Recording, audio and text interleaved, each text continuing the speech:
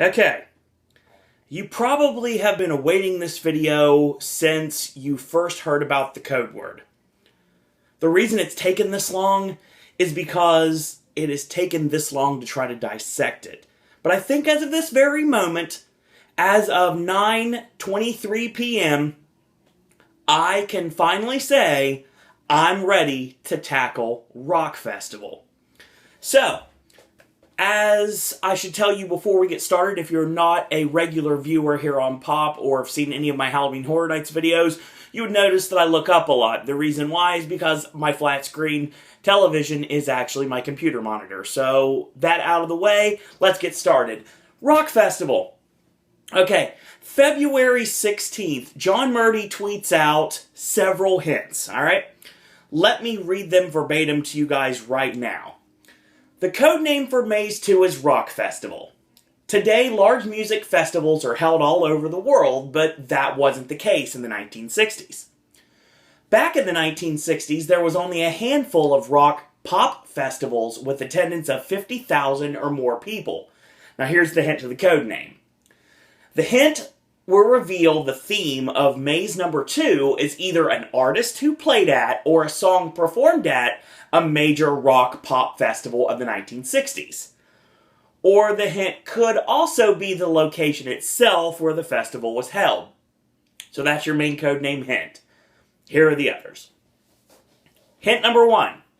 This artist, or song, performed at, or was played at, more than one major rock or pop festival in the 1960s. Number 2. The state, or states, where this maze property takes place is home to all 4 major sports teams, which means it's NBA, NHL, MLB, and NFL. So basketball, baseball, football, and hockey, alright? Now, number 3, what does a character from the Old and New Testaments and the Star Wars film franchise have in common? And one of these can possibly be a red herring, which means it may or may not be true. Happy hunting.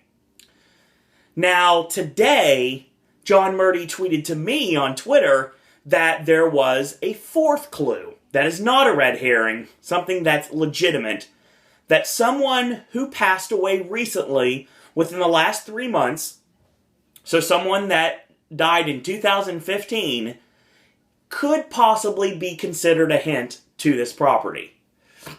Alright. Sinuses, so off we go to the V8 splash. Strawberry lemonade if you were confused. Now, this is a 58-page treatment. And another thing that was mentioned, thanks to Twitter, is the fact that it broke down that this is not a universal property. So that means, right off the top, that knocks out Insidious. Which I've already said post-punk's Insidious, so it doesn't matter.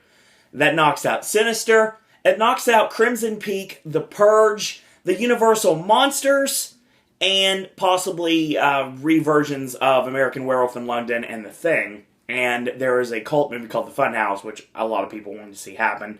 No, these are all Universal properties. It's all out. Okay. Now that being said, here are the major rock and pop festivals in the 1960s with 50,000 plus people. There's the Monterey International Pop Festival from 1967. It was about 50,000. The Newport, which is Costa Mesa, California Pop Festival, which is in 1968. That's 100,000 people. Miami, Florida, of course, the Pop Festival in 1968, which was 99,000 people. Newport 69, which is Northridge, California, which was 150,000 people. Newport, Rhode Island Jazz Festival, which is also in 1969, with 78,000 people. Atlanta, Georgia Pop Festival is, of course, in 1969, with 110,000 people. Atlantic City, New Jersey, of course, their pop festival was in 1969 as well, also with 110,000 people. And I even brought up Altamont Yes, the tragic events of Altamont in Livermore, California in 1969. 300,000 people, but the big one, of course, would be Woodstock, Bethel, New York, which is 1969. 400,000 people. Okay, that being said, there are a short list of artists that have performed at every single festival. I mentioned more than one of them. All right, so they haven't performed at all of them that I just listed, but they performed at least 2 of them, if not more. There's the Grateful Dead, Janis Joplin, Jimi Hendrix, Jefferson Airplane, The Who, Country Joe McDonald and the Fish, The Byrds, Sweetwater, Johnny Winter, Led Zeppelin, and Crosby, Stills, and Nash. Of course, I need to mention Neil Young as well. The states that are home to all 4 major sports teams would be Massachusetts, Illinois, Texas, Colorado, Michigan, Florida, Minnesota, New York, Pennsylvania, Arizona, California, and Ohio. Okay. And obviously the Star Wars clue, yeah, this is tough. Now what could it mean? Alright, I mentioned all the red herrings that could or could not be. Now I'm going to tell you what it could be. Alright, Rock Festival could be Poltergeist. Number 1, the reboot is coming out in May, which actually got pushed up 2 months from its original release in July this year. And this would probably play into the 1982 film instead. I don't think this would be based on the new movie, but then again, that wouldn't fit the criteria of it seems like we have to have synergy with both Orlando and Hollywood sharing a new Universal horror property. Or a new horror property. Now, the reason why this connects, and I gotta throw a shout out to the Horror Night Nightmares forums for this idea. There was a band called Spirit, alright? Now, they performed at Newport, Texas, and Atlanta, alright? So that's one connection. The connection I came up with was Jimi Hendrix, who played the Star-Spangled Banner, of course, at Woodstock. And now, you could trace Jerry Goldsmith's Poltergeist soundtrack to the Star-Spangled Banner, because you'll find it on both. Number 2, that would mean that the film does take place in California. California, of course, home to all 4 major sports teams. And that would make the Star Wars Bible connection a complete red herring. But no connection to a death recent. That's going to be a problem with a lot of these. Number 2, also thanks to the Horror Night Nightmares forums, another thing that some people want to see would be Child's Play. Number 1, obviously, the vinyl, the pin, all the merchandise, basically leading us to believe Child's Play or Chucky, one way or another, was going to come to the event, whether it was going to be Hollywood or Orlando. Now, this connects one of 2 connections to Voodoo Child, of course, the song that I know being Hulk Hogan's entrance theme in WCW, but also a very famous Jimi Hendrix song that was performed at both Newport in 1969 and Woodstock. And Charles Lee Ray, who of course practiced voodoo, literally a voodoo child in this case. He's not really a child, but he was a man when he was doing it. He was practicing voodoo, and that's how he got his soul turned into the body of the good guy doll of Chucky, so that makes sense. Child's Play filmed in Chicago, Illinois, home to 4 major sports teams. That again makes it the red herring for number 3. Child's Play? Don't think so. Don't think it's coming. I'm not sure, but I don't think it's coming. Alright, I'm going to throw out The Walking Dead as the next one. So, let's say Rock Festival is The Walking Dead. No. I'm not sure about that. Obviously, the direct connection is through the Grateful Dead, who has performed at many different, many different of the rock and pop festivals, Monterey, Miami, and Woodstock. All 3 of those. And that's your connection. See, the 4 major sports teams in this case would be the red herring, given the fact that Atlanta lost its NHL franchise in 2011, and now it's in Winnipeg as the Winnipeg Jets now, instead of the Atlanta Thrashers. And that would mean that the Star Wars Bible connection would be through The Walking Dead, and for someone that doesn't watch the show, not going to be easy for me to come up with that. Alright, let's get down to the nitty-gritty here. Rock Festival is The Exorcist. Why? Well, the big red herring of finding us all through all the rock festivals, that would be in this case. Searching us through all these rock and pop festivals in the 1960s is all work.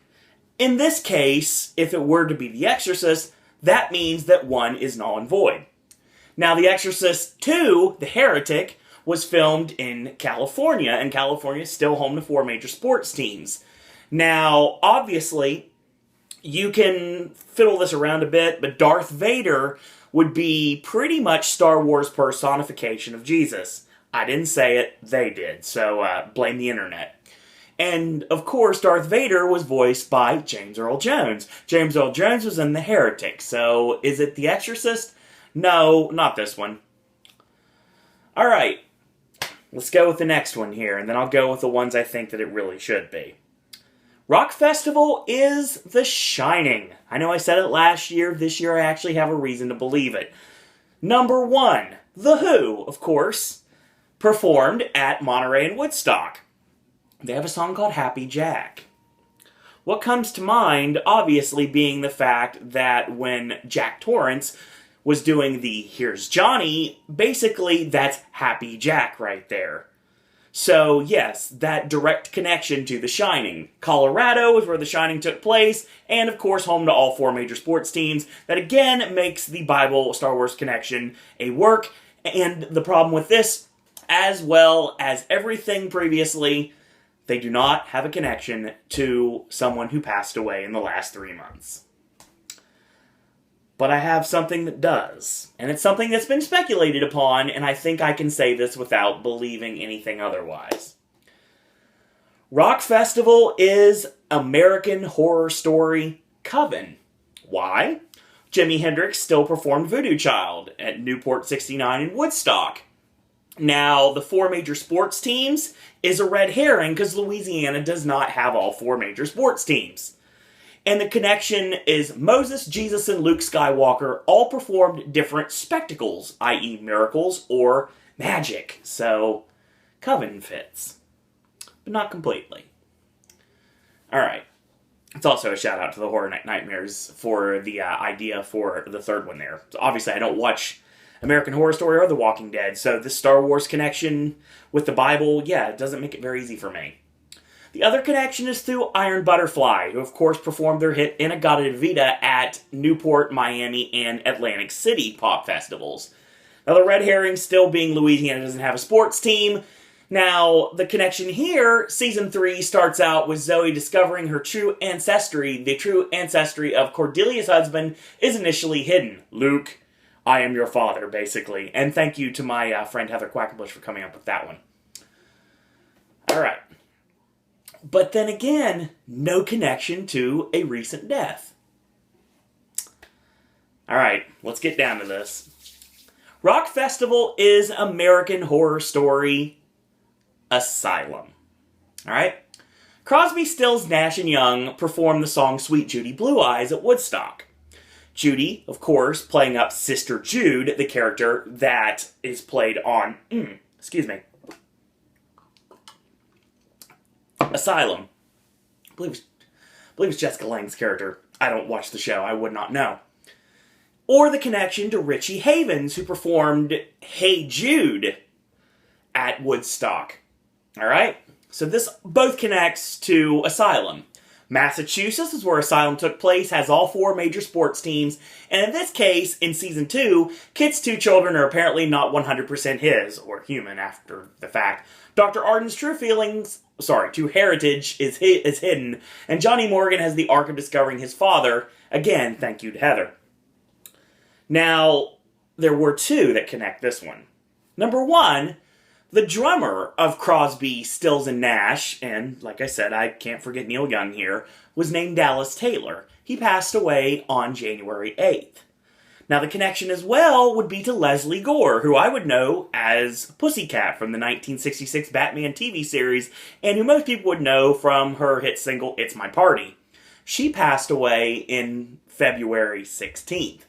Or on February 16th, you can't pass away in a day.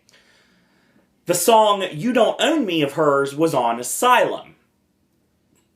Everything lines up. But the problem is, with both of these last two, there's no red herring.